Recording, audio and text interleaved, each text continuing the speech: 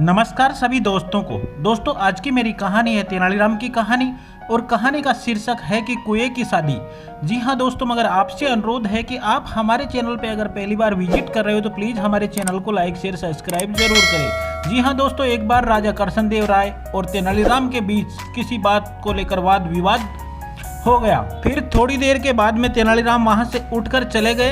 8-10 दिन बीत गए और वो राजा के पास नहीं आए तो राजा का मन उदास हो गया। राजा ने तुरंत सेवकों को तेनालीराम को खोजने के लिए भेजा। आसपास का पूरा क्षेत्र छान लिया पर तेनालीराम का कहीं अता पता ही नहीं चला। अचानक राजा को एक तरकीब सूझी। उसने सभी गांवों के अंदर मुनादी करा दी गई कि राजा अपने राजकीय कुएं का विवाह रचा रहे। इसीलिए गांव के सभी मुखिया अपने अपने गांव के कुओं को लेकर राजधानी पहुंचे। जो आदमी इस आज्ञा का पालन नहीं करेगा उसे जुर्माने के 1000 स्वर्ण मुद्राएं देनी होगी। मुनादी सुनकर सभी परेशान हो गए। भला कुएं की भी कहीं लाए जाते हैं या शादी होती है? जिस गांव में तेनालीराम भेष बदल कर रहता था वहां भी यह मुनादी सुना दी गई। गांव का मुखिया परेशान था। तेनालीराम समझ गए कि उसे खोजने के लिए महाराज की यह चाल चली है। तेनालीराम ने मुखिया को बुलाकर कहा, मुखिया जी आप चिंता न करें, आपने मुझे गांव में आश्रय दिया है, इसीलिए आपके उपकार का बदला मैं चुकाऊंगा। मैं एक तरकीब बताता हूं कि आप आसपास के मुखियाओं को इकट्ठा करके राजधानी की ओर प्रस्थान करें। सलाह के अनुसार सभी राजधानी की ओर चल दिए। तेनालीराम भी उनके साथ थे। राजा को उनकी बात समझने में देर नहीं लगी कि यह तेनालीराम की तरकीब है। राजा ने पूरा सच बताओ, तुम्हें यह अकल देने किसने दी है?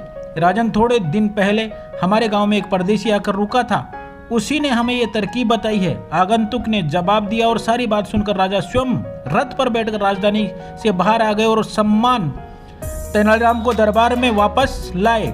गांव वालों को भी पुरस्कार देकर विदा किया। राजधानी के बाहर पहुंचकर वो एक जगह रुक गए। एक आदमी को मुखिया का संदेश देकर दरबार में भेजा गया। वह आदमी दरबार में पहुंचा और तेनालीराम की राय के अनुसार बोला, महाराज हमारे गाँव के कुएं विवाद में शामिल होने के लिए राजधानी के बाहर डेरा डाले हुए हैं। आप मेहरबानी करके राजकीय कुएं को उनकी अगवानी के लिए भेजें ताकि हमारे गांव के कुएं ससम्मान दरबार के सामने हाजिर हो सके। राजा को उनकी बात समझते देर नहीं लगी और ये तेनालीराम की तरकीब है। राजा ने पूछा, सच बताओ तुम्हें ये अकल किसने दी है?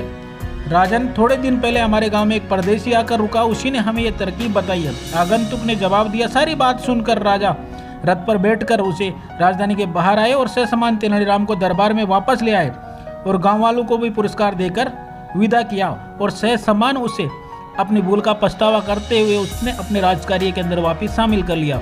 जी हाँ दोस्तों, कैसी लगी आपको ये कहानी? अगर अच्छी लगी तो प्लीज़ हमारे चैनल को लाइक शेयर सब्सक्राइब जरूर करें ताकि आपको मिल सके कुछ मोटिवेशन और प्रेरणादायक कहानियाँ।